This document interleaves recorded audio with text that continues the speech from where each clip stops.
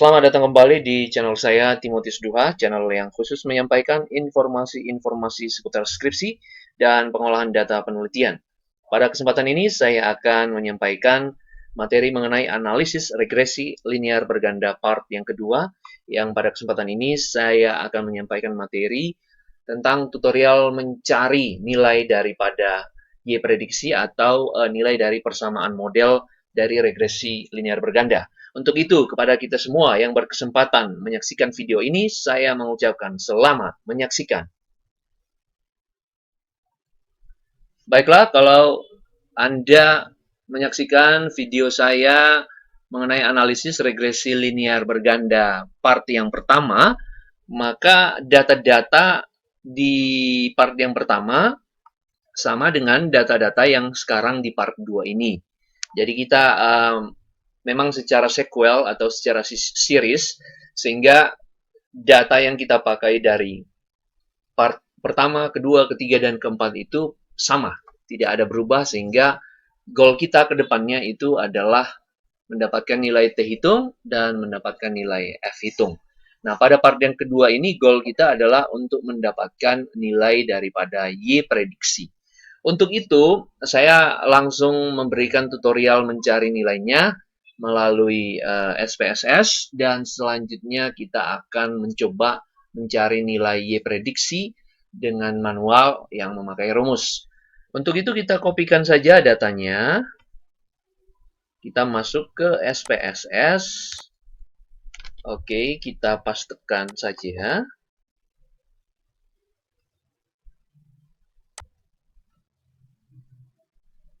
Baik, kita rapikan datanya. Namanya adalah X1, lalu X2, kemudian Y. Kemudian desimalnya kita ganti jadi 0. Oke. 3 variabel kita ganti menjadi 0 desimal. Oke. Baiklah, label kita abaikan saja dulu. Kita kembali di sini.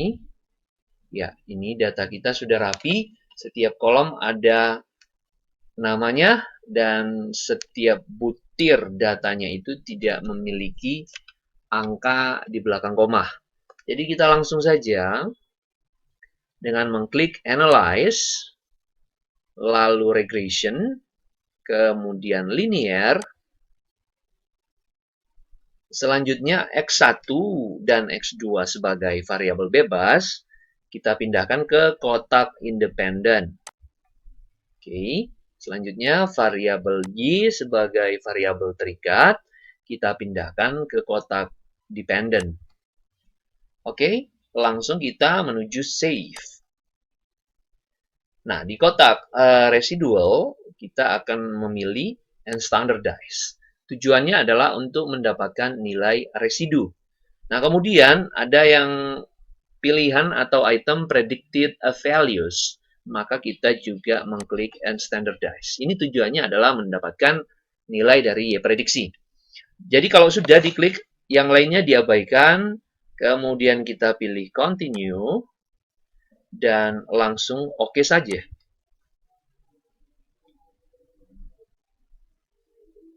Oke, ini hasilnya sudah ada. Kita turunkan output ini karena kita tidak berfokus di situ ya. Ya, jadi kita fokusnya di sini. Ini ada kolom baru 2 ya. Sebelumnya kan kita punya kelompok data X1, X2, dan Y. Nah, sekarang ada kolom 4 dan kolom 5. Kolom 4 yaitu predicted value yang pertama. Lalu kolom yang kelima adalah mengenai nilai residu. Nanti kita bandingkan hasil output SPSS ini dengan pekerjaan secara manual.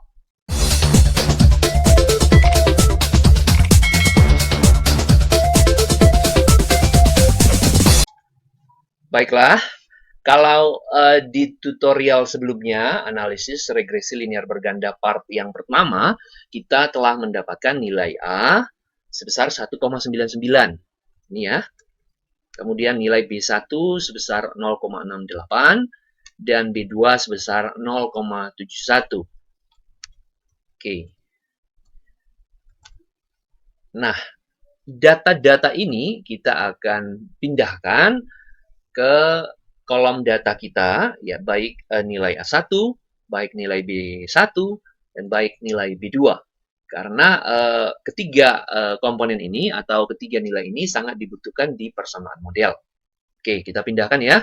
Dicatat A sebesar 1,99, 6063, B1 0,685039, dan B2 0,7165354. Kita pindahkan.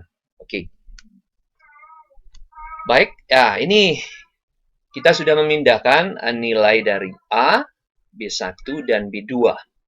Dan data kita masih sama seperti data yang pertama tadi, yaitu ada 3 kelompok data dari ketiga variabel kita, X1, X2, dan Y. Baik, formula predicted value atau rumus dari nilai prediksi dari regresi linear berganda adalah A tambah B1 kali X1 tambah B2 kali X2. Baik, jikalau variabel bebas kita ada 2, maka nilai B-nya ada 2. Jikalau variabel bebas kita ada 3, maka nilai B kita juga ada 3. Jika variabel bebas kita ada 4, maka nilai B kita juga 4. Begitu seterusnya. Jadi karena variabel bebas kita hanya 2, maka persamaannya juga hanya menggunakan B sebanyak 2. Jadi karena variabel bebas kita ada 2, maka rumus dari persamaan modelnya adalah Y sama dengan A tambah B1 kali X1 tambah B2 kali X2. Jadi kita masukkan saja nilai semua A, kita copy ini saja ya. Nilai ke semua ini, lalu kita pastekan di sini. Oke. Nah, kita perlu masing-masing baris ini sama ya. Karena memang data mengenai A ini tunggal. Jadi tidak berbeda untuk baris 1, baris 3. Jadi seluruh baris A-nya sama. Oke, yang membedakan adalah nilai dari X1. Ya, X1 kan masing-masing baris ada nilainya. Sementara B-nya itu sama. Jadi kita kalikan saja. Ya, ini ada B1 ya. B1 juga angkanya sama, datanya sama dari baris pertama sampai terakhir. Kita kalikan dengan nilai dari X1. Jadi B1 ketemu X1. Oke. Nah, kemudian kita kalikan yang kedua, nilai B masih sama ya, dikalikan dengan nilai X1 di Oke, kita enter.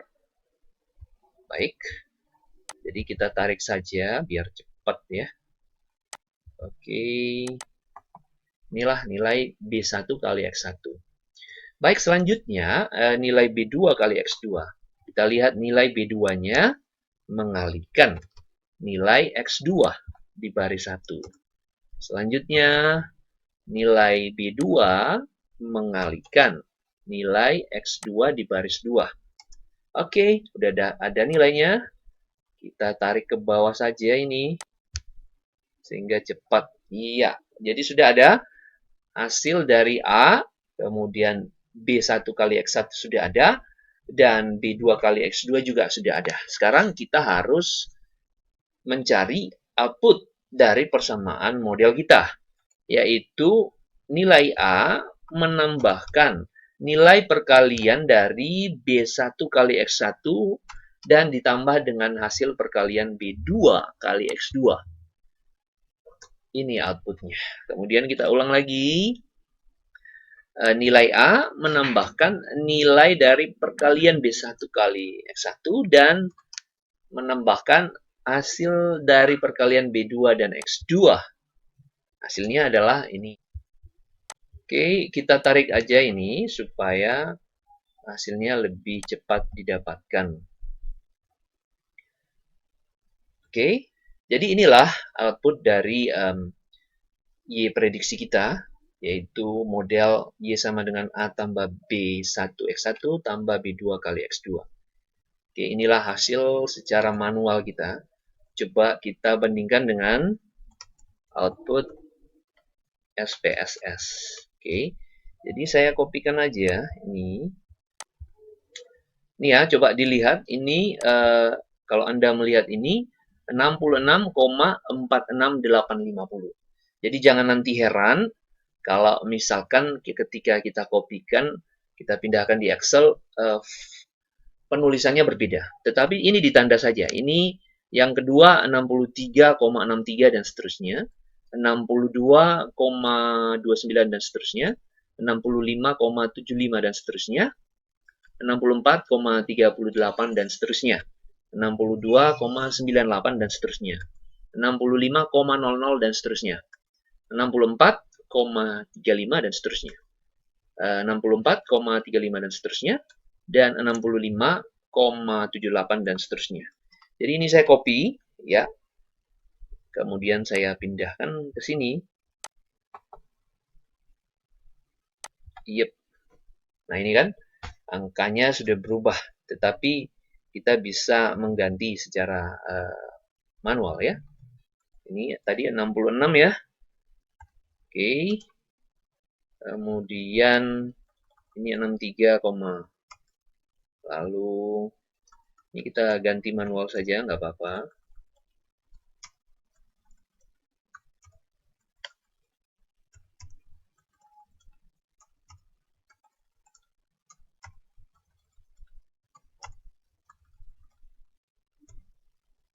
Oke, kalau kita lihat output SPSS dan output secara manual tidak ada berbeda ya. Baik, selanjutnya kita mau cari nilai dari residu ya. Nilai residu ya. Residu. Oke. Rumusnya adalah ini ya. Rumus residu itu adalah Y. Ini kan Y mengurangi hasil dari Y prediksi ya. Oke ya. Jadi yang kedua adalah kita coba sekali lagi Y ini ya. Y mengurangi. Oke ya, ini ya. Mengurangi dari output Y prediksi. Enter. Kita kopikan saja. Ya. Dan kita tarik ke bawah. Nah, inilah nilai dari residu. Oke, kita bandingkan ya dengan output SPSS. Ya, residunya maksudnya. Ini di sini ya. Coba dilihat ya. Ini 1, min 1,46. Ini min 0,63. Ini min 0,29. Ini 0,24. Lalu min 0,38. Lalu 0,019. Lalu min 0,00. Lalu min 0,35. Lalu 1,64. Dan 1,21. Sengaja saya sebutkan ini supaya nanti Anda jangan heran ketika saya pastekan ya nilainya atau penulisannya berbeda. Baik, saya kopikan saja. Kemudian kita pindahkan tadi ya ke sini ya. Paste. Nah, ini yang saya maksud ya, sudah berubah. Jadi kita tinggal mengganti saja secara manual ya 1,4. Ini kita ganti aja koma dalam bentuk bengkok ini menjadi titik ya. Langsung berubah ya. Langsung berubah menjadi 0, komanya jadi titik. Jadi kita hapus saja koma bengkok ini menjadi titik, lalu enter. Nah, otomatis dia berubah menjadi min 0, oke, ini sama koma bengkok ini kita ganti jadi titik, langsung enter. Nah, ini 0,24 ya. Ini lagi ganti. Oke. Kemudian ini komanya ganti jadi titik, ya. Kemudian ini juga jadi titik. Lalu kemudian ini jadi titik, iya. Kemudian ini 1, dan yang terakhir adalah 1,21. Oke. Jadi kalau kita melihat tidak ada perbedaan output Y prediksi dan nilai residu dari regresi berganda ini baik secara SPSS maupun secara manual. Jadi fungsi dari nilai Y prediksi ini adalah untuk membantu kita dalam melakukan pengolahan data ke tahap berikutnya yang masih regresi berganda. Jadi dengan data yang sekarang ini, maka kita akan bisa menggunakan untuk mencari nilai R pangkat 2 atau koefisien determinansi. Kemudian kita juga akan terbantu dengan data ini untuk selanjutnya mencari yang namanya nilai dari standar error atau kesalahan baku estimasi. Jadi itu saja yang bisa saya sampaikan atas perhatian kita semua. Saya mengucapkan terima kasih. Salam persahabatan.